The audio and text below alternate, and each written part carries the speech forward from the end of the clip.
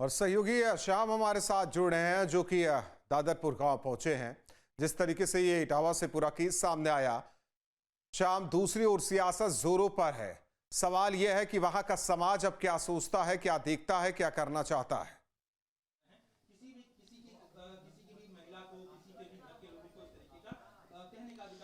देखिए, अगर गांव की बात की जाए तो गांव में एक तरीके से खामोशी है।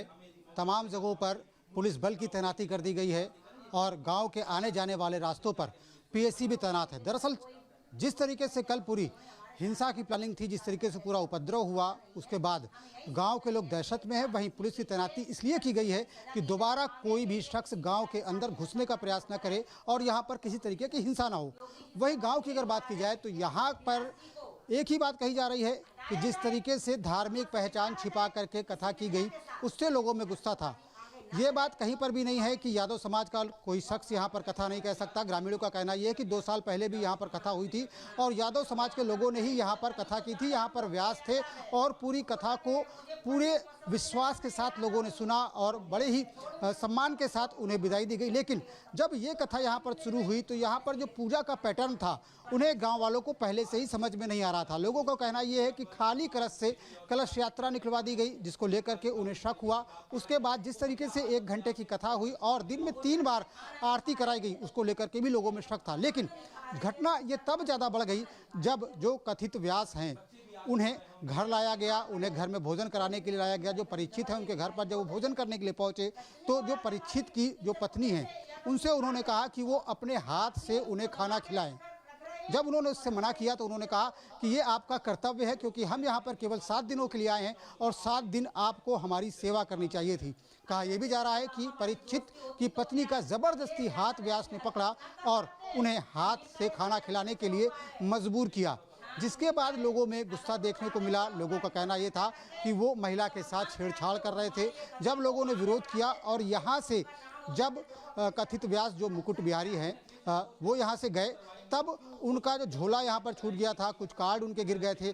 तब लोगों को पता चला कि जो उन्होंने जो कार्ड बरामद हुए उस पर अग्निहोत्री लिखा हुआ था। तो वहीं पर 2 आधार कार्ड लोगों को मिले तो लोगों को शक हुआ कि ये पूरा मामला धार्मिक पहचान को छिपाने का है। हम उस घर पर मौजूद हैं, आपको दिखाना चाहेंगे। ये वो घर है जहाँ पर कथा के जो कहने वाले व्यास हैं यहाँ पर आए थे। यहाँ पर उनके रात्रि के भोजन की व्यवस्था की गई थी, क्योंकि ये परीक्षित का घर है। जो परीक्षित बने हुए थे उनका ये घर है, तो यहाँ पर पूरे 7 दिनों तक उन्हें भोजन करने के लिए रात में आना था। लेकिन पहले ही दिन उनके द्वारा इस तरीके की हरकत की गई, जिसके बाद लोगों में इस कदर गुस्सा और नाराज़गी बढ़ा कि उन्होंने मारपीट की घटना को अंजाम दिया। लेकिन तमाम तरीके के जो दूसरे आरोप है, जो कहा जा रहा है कि उनके ऊपर पेशाब फेंकी गई, उससे पूरे गांव के लोग नाराज़ हैं और उनका कहना है कि इस तरीके की कोई घटना नहीं हुई। और साथ ही साथ इस पूरे मुद्दे का जिस तरीके से राजनीतिकरण हुआ, उसको लेकर के भी लोगों में गुस्सा और नाराज़गी देखने को मिल रही। लोगों का कहना है कि जिस तरीके से अखिलेश यादव ने उनको बुला करके सम्मानित किया और ब्राह्मण समाज के लोगों का एक तरीके से अपमान किया और जो ब्राह्मण और यादव हैं उनके बीच में लड़ाई के जैसे हालात पैदा कर दिए। यही वजह है कि कल तमाम लोग यहाँ पर प्रदर्शन करने के लिए, हंगामा करने के लिए पहुँचे थे और अगर वक्त पर पुलिस न पहुँच जाती तो स्थितियाँ दूसरी हो सकती थी। गांव के लोगों में एक तरीके का डर देखने को मिल रहा है। उनका कहना ये है कि जब पुलिस यहाँ से हटेगी तब उनके साथ हिंसा की वारदातों को अंजाम दिया जा सकता है।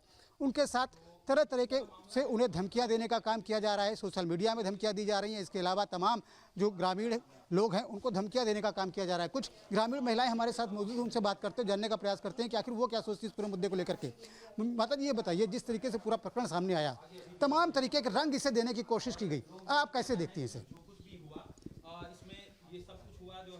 पहले तो हम अपने माननीय योगी जी को धन्यवाद बोल रहे हैं कि उनकी वजह से हम लोग आज सुरक्षित हैं। पूरी उनने सुरक्षा की, पूरे गांव में बड़े उसके साथ पुलिस कर्मचारी लगे हैं और इन्होंने जो हरकतबाजी की है वो अच्छा, यादव जी ने हमारे साथ खिलवाड़ खेला, वो अच्छा नहीं किया। उन्होंने एक ब्राह्मण को कीचड़ उछाड़ने के लिए सब कुछ किया, अपनी जातवादी पे सब कुछ किया है, अपनी जाति को बढ़ावा देने के लिए इस तरीके का काम किया। और अगर योगी सरकार ना होती तो हिंसा यहाँ पर हो सकती थी। हाँ, अगर योगी जी की सरकार नहीं होती तो पता नहीं पूरे गांव के साथ, महिलाओं के साथ वो क्या करते। कल किस तरीके के हालात थे, कैसे लोग यहाँ पर आए, किस तरीके की आवाज़ें कर रहे थे, कब पुलिस पहुंची? इन्होंने 26 तारीख को चैलेंज दे रखा था कि हम दादरपुर में आएंगे और पता नहीं क्या क्या करेंगे। फिर हमने अपने योगी जी से गुहार लगाई, हाथ जोड़ के रो के हर तरह से, लेकिन हमारे योगी जी ने हमारी बात का बहुत सम्मान दिया। हाँ, उसी तरह उन्होंने जल्दी से जल्दी अपने सुरक्षा कर्मचारियों को यहाँ भेजा गांव में और उन्होंने सबको बचाया। नहीं तो हिंसा हो सकती थी, मारपीट आप लोगों के साथ हो सकती थी, घायल किया जा सकता था। कितनी संख्या में लोग थे यहाँ पर? आप लोग डरे सहमे थे उस वक्त? हाँ, हम लोग बहुत डरे सहमत थे। अब भी मतलब डरे हैं कि अब बोल रहे हैं कि अभी क्या ब्राह्मणों, जब ये पुलिस कर्मचारी चले जाएंगे तब देखते हैं कि कौन बचाता है। लेकिन डर तो है ही, लेकिन अपने योगी जी से यही वाकई कहेंगे बार बार कि अगर पुलिस मौके पर ना पहुंचती तो स्थिति दूसरी हो सकती थी। हालांकि आरोपियों को गिरफ्तार किया गया, कई गाड़ियों को कब्जे में लिया गया।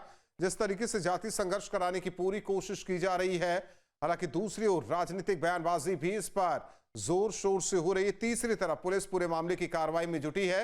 हालांकि अभी सच क्या है ये सामने नहीं आ पाया है, असल वजह क्या ये सामने नहीं, ये तो पुलिस की विवेचना पर ही निर्भर है। कोर्ट तय करेगा कि आखिर इस मामले में कौन दोषी, क्या हुआ था, क्या सारी चीजें। लेकिन उससे पहले जिस तरीके से इसे राजनीतिक एंगल दे दिया गया है, जाति संघर्ष को डिकोड भी किया गया, उसकी तस्वीर कल भी सामने आई। हालांकि पूरे इलाके को पीएसी ने घेर रखा है, यूपी पुलिस के जवानों ने घेर रखा है ताकि कोई अनहोनी ना होने पाए।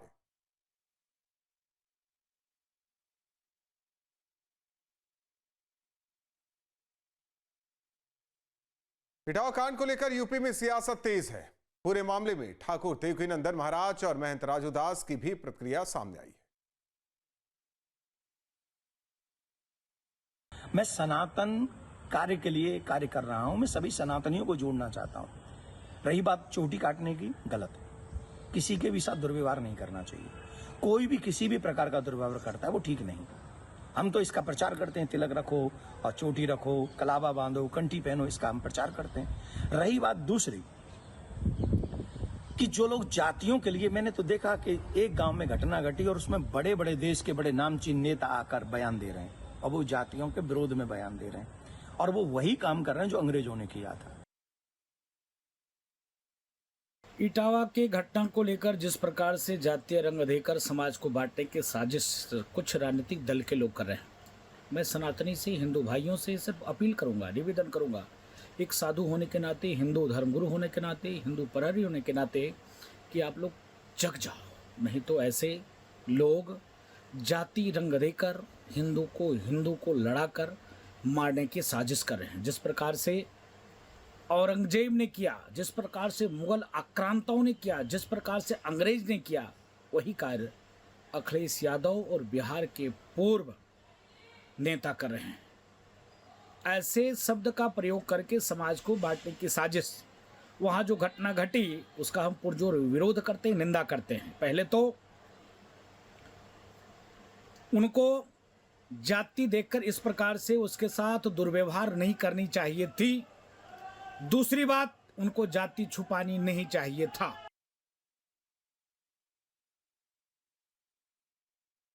इटावा कांड पर बोले एसपी सांसद जितेंद्र कुमार दोहरे। इटावा में कथावाचक के साथ हुआ अमानवीय व्यवहार, ये कहना है दोहरे का। दोषियों के खिलाफ कार्रवाई होनी चाहिए। पुलिस की कार्यशैली पर जितेंद्र कुमार दोहरे ने खड़े किए सवाल।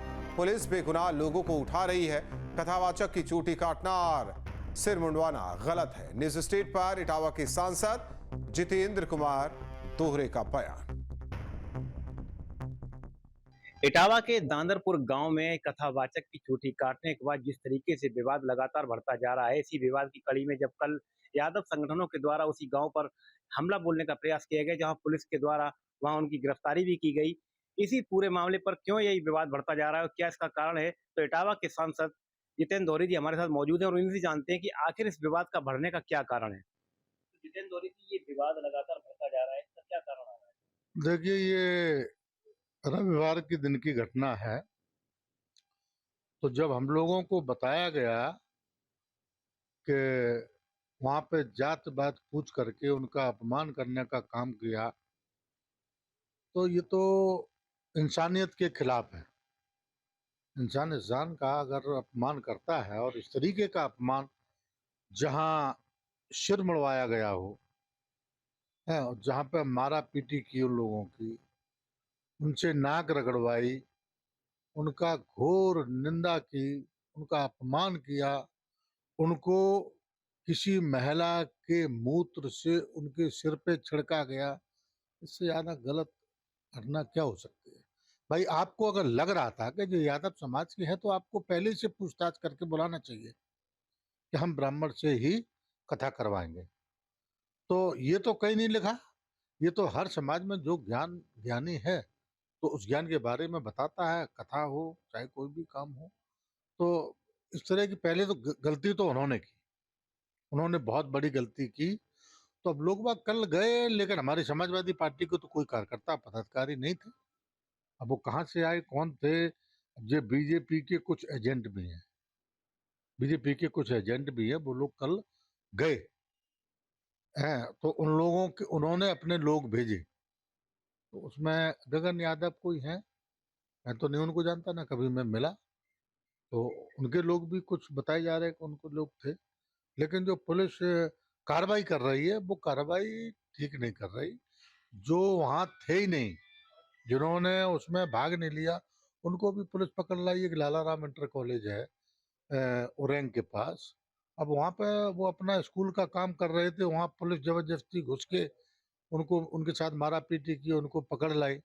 ऐसे कई लोगों के गांव में घुस के पुलिस पकड़ लाई, तो ये तो गलत है। कैमरामैन के साथ मधुर शर्मा। जहाँ भक्ति है हर शब्द में, कथाओं में छिपे हैं दिव्य रहस्य और ज्योतिष देता है जीवन को दिशा। धर्म से जुड़ी हर बातों को जानने के लिए हमारे चैनल स्तुति को सब्सक्राइब करें। चैनल पर जाने के लिए इस लिंक पर क्लिक करें।